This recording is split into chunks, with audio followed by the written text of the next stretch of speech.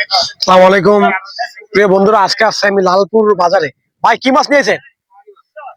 চিংড়ি মাছ না, বেশিরভাগই আমরা চিংড়ি মাছ নিই। লালপুর বাজারে আসছি, এই নদীর থেকে তরতাজা মাছ নিয়ে আসতে। এই দেখেন একটা ছেলে নিয়ে যাচ্ছে মাছ, ইলিশ মাছ নিয়ে যাচ্ছে। এই যে বাজার, বাজারটা একটু দেখো। যে বাজার, এই বাজারে জমজমাট 11 থেকে শুরু করে 12টা পর্যন্ত বাজারটা চলে।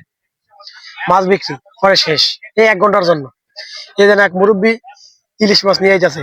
ওই দেখেন আর একটা নৌকা আসছে মাছ বিক্রি করার জন্য। নদীর তরতাজা মাছগুলো ওরা নিয়ে আসে, আর এই বাজার থেকে সস্তায় মাছ কিনে মানুষ।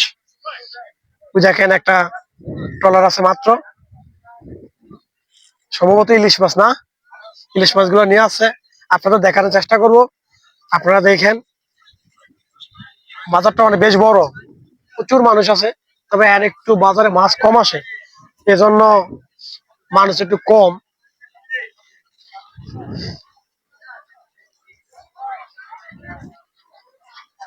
কি মাছ ভাই এগুলা? ইলিশ মাছ না, সাইজে একটু ছোট। জি, আসো সাইকেল সামনে নিয়ে আসো।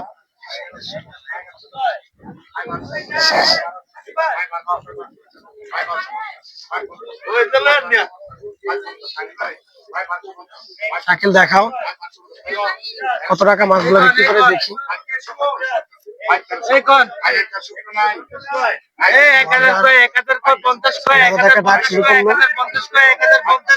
বাজারটা সকাল 11টা থেকে বাজারটা শুরু। দেখেন নিলামের মাধ্যমে বাজারে মাছ বিক্রি করা হয়, নিলামে।